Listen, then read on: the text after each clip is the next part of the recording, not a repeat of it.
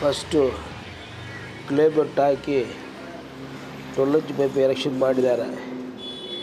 ಆಮೇಲೆ 9 ಇಂಚ್ ಬಿಟ್ಟು ಹಾಕ್ತಾರೆ. ಅದು ಹಾಕಿ ಲೂಸ್ ಆಯಿಲ್ ಮಾತ್ರ ಟ್ರೈ ಮಾಡಬೇಕು. ಆಮೇಲೆ 10 ಇಂಚ್ ಪೈಪು ಎರೆಕ್ಷನ್ ಮಾಡಬೇಕು. ಅದು ಆದಮೇಲೆ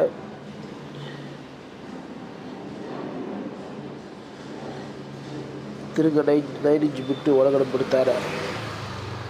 ಹಾರ್ಡ್ ರಾಕ್ ಬರೋ ಮುಂಚೆ ಟ್ರೈ ಮಾಡ್ತಾರೆ. ಹಾರ್ಡ್ ರಾಕ್ 40 ಅಡಿಗೆ ಬಂದಿದೆ. ಫಸ್ಟು 12 ಇಂಚ್ ಪೈಪ್ ಹಾಕಿದ್ದಾರೆ. ಆಮೇಲೆ 10 ಇಂಚ್ ಪೈಪ್ ಹಾಕ್ತಾಯಿದ್ದಾರೆ. ಅದು ಆದಮೇಲೆ 9 ಇಂಚ್ ಬಿಟ್ಟು ಡ್ರಿಲ್ ಮಾಡ್ತಾರೆ. ಹಾರ್ಡ್ ರಾಕ್ 40 ಫೀಟ್ ಬರುತ್ತೆ, ಅದನ್ನು ಎರೆಕ್ಷನ್ ಮಾಡ್ತಾರೆ ನೋಡಿ.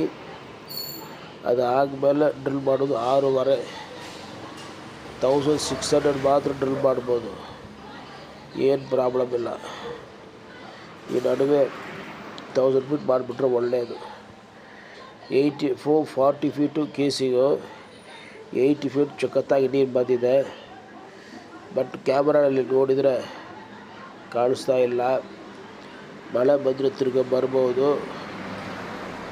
ಡೆಪ್ತ್ ಮಾಡಿದರೆ ಯಾವಾಗಲೂ ಯೂಸ್ ಆಗುತ್ತೆ. ಯಾವ ಬೋರ್ಗೂ ಏರ್ ಪಾಸಿಗೆ ಆಗಿಲ್ಲ.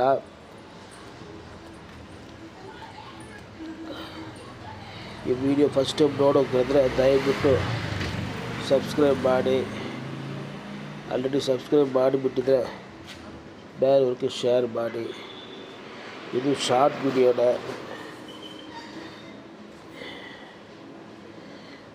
ಇದು 9 ಇಂಚ್ ಬಿಟ್ಟು ಹಾಕ್ತಾಯಿದ್ದಾರೆ ನೋಡಿ.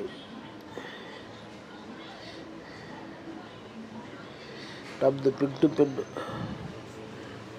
Borewell, pin to pin borewell cleaning, pin to pin camera scanning, pin to pin A to Z job ಅಂತ MME ಬೋರ್ವೆಲ್ ಅಂತ ಯೂಟ್ಯೂಬ್ ಹೋಗ್ಬಿಟ್ಟು ನೋಡಿದರೆ ಎಲ್ಲ ವಿಡಿಯೋಗಳು ಬರುತ್ತೆ. ಪಾಸು, ಫೇಲು, ರಿಸ್ಕು ಎಲ್ಲ ಥರ ಕೆಲಸಗಳು ನಾವು ಅಟೆಂಡ್ ಮಾಡ್ತಾಯಿದ್ದೀವಿ. ಯೂಟ್ಯೂಬಿಂದ ನಮಗೆ ತುಂಬ ಯೂಸ್ ಆಗುತ್ತೆ. ಎಲ್ಲ ಜನ ಎಜುಕೇಟೆಡ್ ಅವರು ನನಗೆ ಫೋನ್ ಮಾಡ್ತಾಯಿದ್ದಾರೆ.